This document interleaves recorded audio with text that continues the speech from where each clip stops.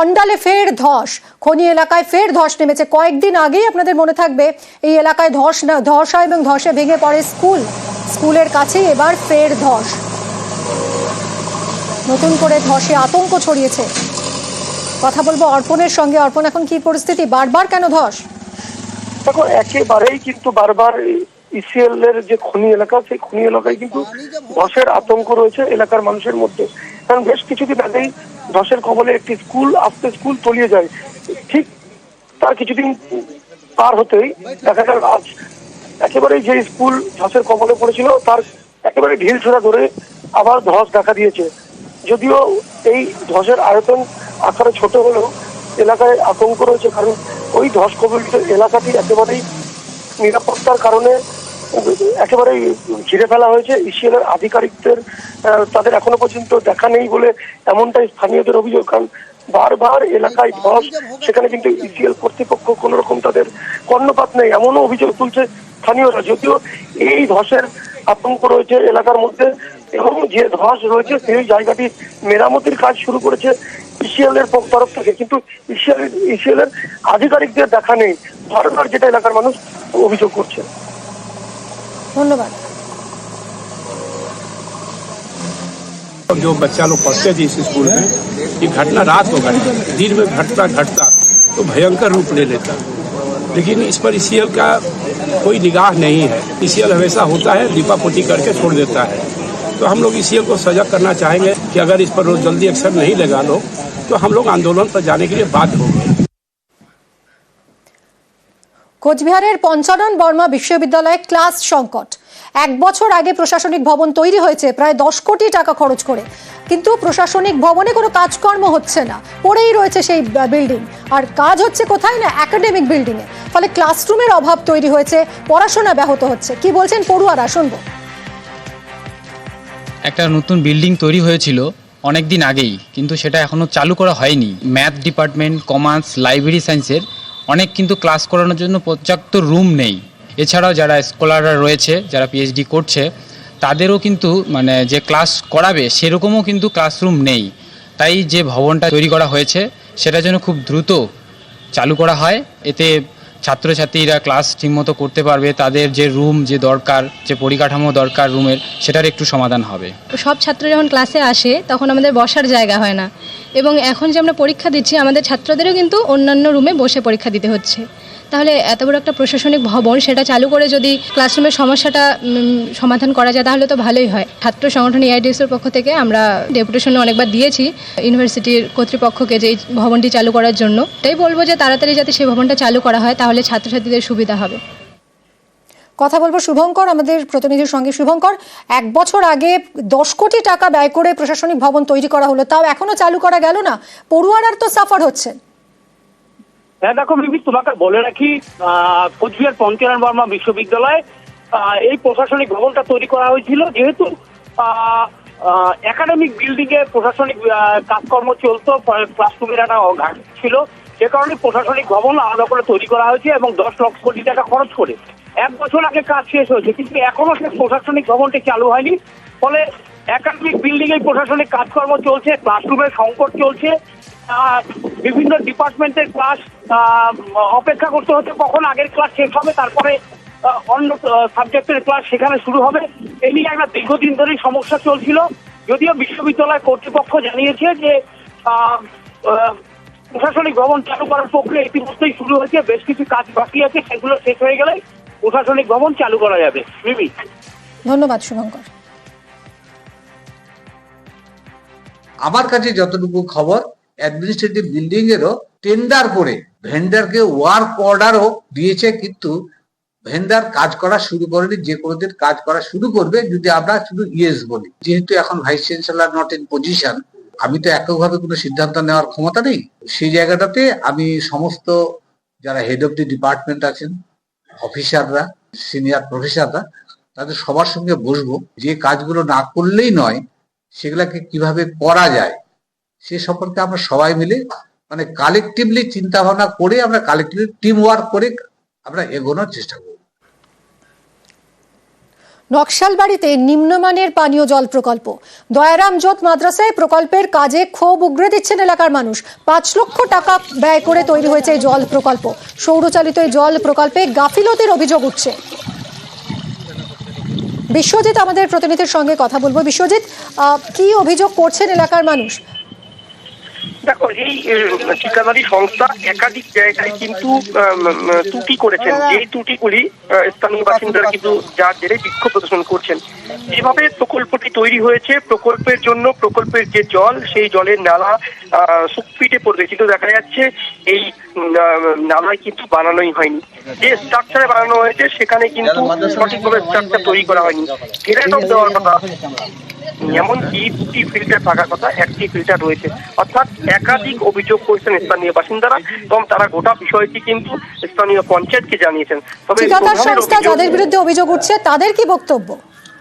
দেখো, ঠিকাদারি সংস্থার সঙ্গে বারবার আমরা যোগাযোগ করার চেষ্টা করছিলাম, তার সেখান থেকে কোনো ধরনের কিন্তু আমরা তথ্য পাইনি। তবে স্থানীয় বাসিন্দারা বলছেন তারাও বারবার যোগাযোগ করার চেষ্টা করছেন, তারাও কোনোভাবে কিন্তু সহযোগিতা পাচ্ছেন না। তবে প্রশাসন জানাচ্ছে তারা বিষয়টি কিন্তু উদ্বোধন কর্তৃপক্ষকে জানাবে, যাতে এই ঠিকাদারি সংস্থার বিরুদ্ধে ব্যবস্থা নেওয়া হয়। ধন্যবাদ বিশ্বজিৎ।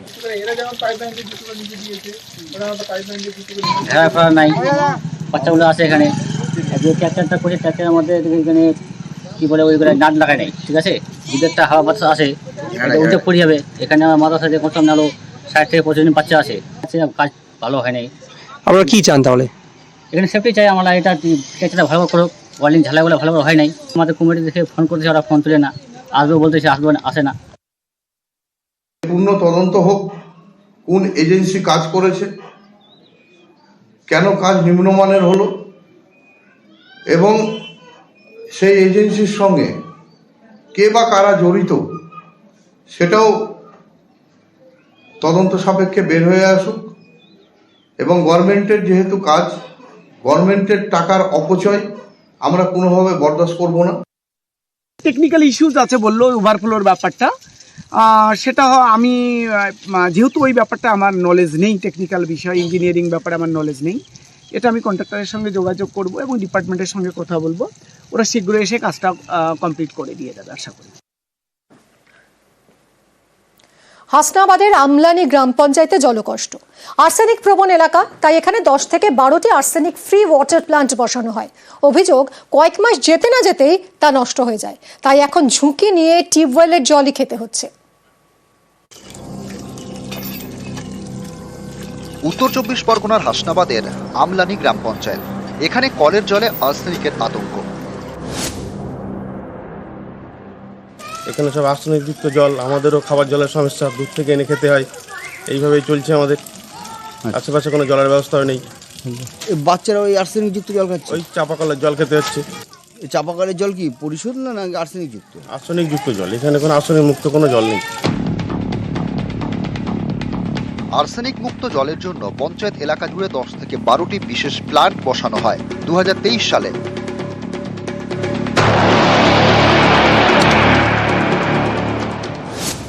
এই বিশেষ জল প্রকল্পে মাটির নিচ থেকে পাম্পের মাধ্যমে জল তোলা হয়, তারপর প্ল্যান্টে থাকা ফিল্টারের মাধ্যমে সেই জল আর্সেনিক মুক্ত করা হয়। সেই জল জমা হয় ট্যাঙ্কে। এই ট্যাঙ্ক থেকে আর্সেনিক মুক্ত জল নেন স্থানীয়রা,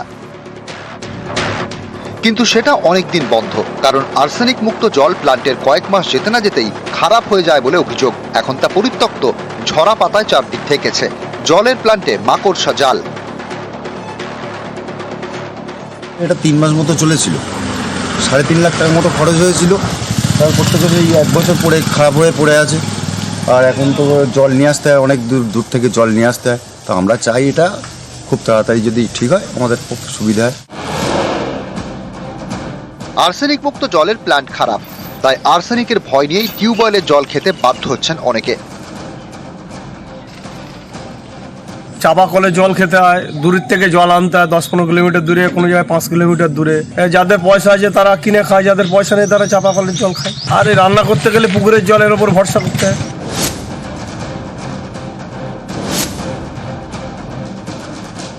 সরকার দিল আমাদের ভালোর জন্য, সেভাবে পানি ভালো ফিল্টার করে দিতে পারিনি। ঠিক করছি কই, পঞ্চায়েতে কোনো ঠিক করছি কই, দেখো ওই পড়ে রয়েছে, ওই পড়ে আছে। আপনাদের কাছ থেকেই প্রথম শুনছি আমি চেষ্টা করব যত তাড়াতাড়ি প্রধানের সঙ্গে কথা বলে যাতে খুব তাড়াতাড়ি জলের ব্যবস্থাটা ওখানে হয়। হাসনাবাদ থেকে অনুপম সাহা, নিউজ 18 বাংলা।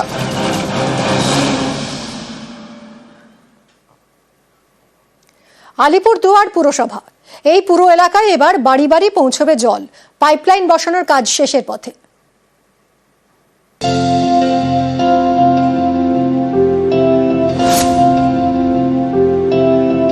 সরকারি প্রকল্পে বাড়ি বাড়ি পানীয় জল। অবশেষে আলিপুরদুয়ার পুরসভায় এই প্রকল্প চালু হতে চলেছে। এটা খুব ভালো একটা উদ্যোগ আর কি। এমনি জলের সমস্যা তো আমাদের এখানে আছেই, আয়রনযুক্ত জল আছে, যার জন্য বাচ্চাদেরও বড়দেরও পেটের প্রচুর সমস্যা আমাদের উত্তরবঙ্গবাসীর ভুগতে হয়। আলিপুরদুয়ার পুরো এলাকায় বাড়ি বাড়ি পানীয় জলের লাইন পৌঁছয়নি।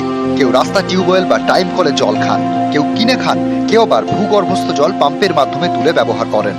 এবার এইসব ঝঞ্ঝাট থেকে মুক্তি, বাড়ি বাড়ি যাচ্ছে জলের লাইন। সরকারি প্রকল্পে মিলবে পরিশোধিত পানীয় জল। পুরসভা জানিয়েছে আলিপুরদুয়ার পুরো এলাকায় 21,000 বাড়িতে পৌঁছবে জলের পাইপলাইন। প্রায় 85% কাজ হয়ে গিয়েছে আর সব জোনে কাজ চলছে। 21,000 মানুষের বাড়িতে জল পৌঁছে দিতে পারবে। 51 কোটি টাকার এই প্রজেক্ট কস্টটা 51 কোটি টাকা স্টেট ফান্ড থেকে দেওয়া হবে। By the end of 25 deadline রাখা আছে। নোনাই নদী থেকে যে সারফেস ওয়াটার ট্রিটমেন্ট প্ল্যান্ট এখানে নিয়ে আসে করা হবে। ট্রিটমেন্ট করার পরে এখান থেকে আলিপুরদুয়ারের সমস্ত ওয়ার্ডের যে যে ওভারহেড ট্যাঙ্ক আছে ওখানে ওয়াটার সাপ্লাই হবে, ওই রকম প্ল্যান করা আছে। আলিপুরদুয়ার থেকে রাজকুমার কর্মকার, নিউজ 18 বাংলা। আরও এক ধাপ এগোলো ঘাটাল মাস্টার প্ল্যানের কাজ।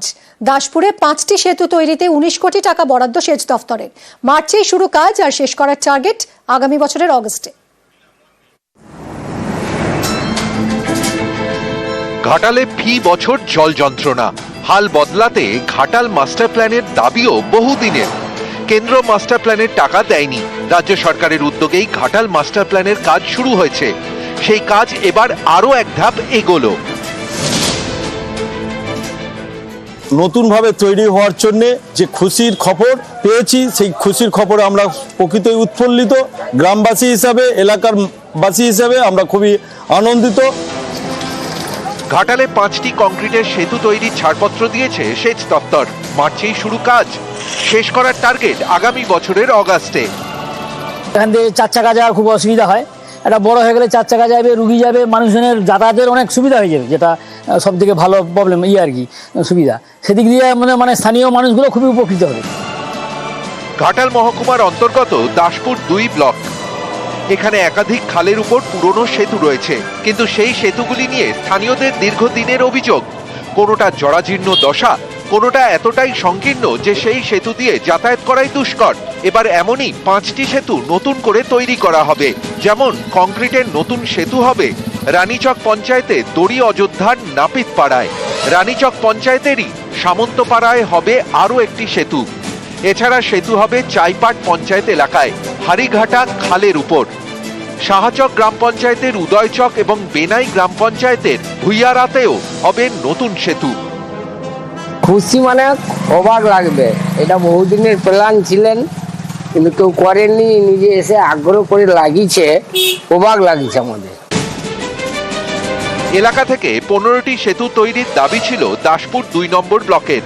ঘাটাল মাস্টার প্ল্যানের আওতায় থাকা এই সেতুগুলি দ্রুত ছাড়পত্রের জন্য দাসপুর 2 নম্বর পঞ্চায়েত সমিতির পক্ষ থেকে মনিটরিং কমিটির বৈঠকে দাবি জানানো হয়। মনিটরিং কমিটির বৈঠকে উপস্থিত সেচমন্ত্রী মানস ভূঁইয়া দফতরের আধিকারিকদের দ্রুত ছাড়পত্র দেওয়ার নির্দেশ দেন। এরপরই 5টি কংক্রিটের সেতুর ছাড়পত্র মেলে। ঘাটালে 5টি সেতুর জন্য মোট বরাদ্দ হয়েছে 19,26,81,000 টাকা। চলতি মাসেই শুরু হতে চলেছে নতুন সেতু তৈরির কাজ। মাননীয় মুখ্যমন্ত্রী, তাকে আমি ধন্যবাদ জানাই। এবং আমাদের খুবই সমস্যা, অনেক মানুষ আসা যাওয়া করে, তো এটা হলে আমরা খুবই উপকৃত হব। আবির ঘোষাল ও সুকান্ত চক্রবর্তী, নিউজ 18 বাংলা। উত্তর দিনাজপুরের চাকুলিয়া এই গ্রামে প্রায় 20 বছর ধরে রাস্তার সমস্যা। অবশেষে তা মিটতে চলেছে, তৈরি হচ্ছে নতুন পিচের রাস্তা।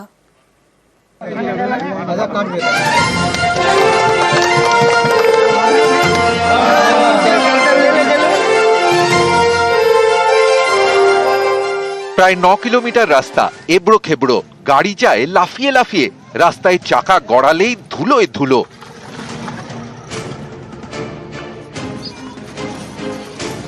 গরিব লোক যারা টোটো চালায় ওদের খুব অসুবিধা হয়, ভুটভুটি চালায় তাদের। এটা তো আমাদের সুরজাপুর মার্কেট আর লালগঞ্জ মার্কেট এখন হয়ে গেছে, তাহলে অনেক যা অসুবিধা হয়। এমএলএ সাহেবরা তো উদ্ঘাটন করেছে ঠিকই, কিন্তু যত তাড়াতাড়ি হয়ে যায় রাস্তাটা, তাহলে এর উপরে ধন্যবাদ করার কি আছে, আমি শব্দ পাচ্ছি না। উত্তর দিনাজপুরের চাকুলিয়ায় এই রাস্তার সমস্যা দীর্ঘ প্রায় 20 বছরের, সেটা এবার মিটতে চলেছে। সূর্যাপুর থেকে খুদ্দন পর্যন্ত তৈরি হচ্ছে নতুন রাস্তা। সোমবার শিলান্যাস করেন স্থানীয় তৃণমূল বিধায়ক। কতদিন ধরে প্রায় 30 বছর। এমএলএ সাহেব যে রাস্তাটা উদ্বোধন করেছে এই নিয়ে এলাকাবাসী অনেক খুশি এবং আনন্দিত। খুব জরুরি রাস্তাটা, প্রায় 20,000 মানুষ ডেইলি যাতায়াত করে এই রাস্তা দিয়ে। আজকে আমরা এই রাস্তাটা পশ্চিমবঙ্গের তহবিল এবং কেন্দ্র তহবিল, দুইটা তহবিল মিলিয়ে প্রধানমন্ত্রী গ্রামীণ রাস্তা যেটা আছে PMGSY 3 ফেজে এই রাস্তা করা। চাকুলিয়া থেকে চঞ্চল মোদক, নিউজ 18 বাংলা।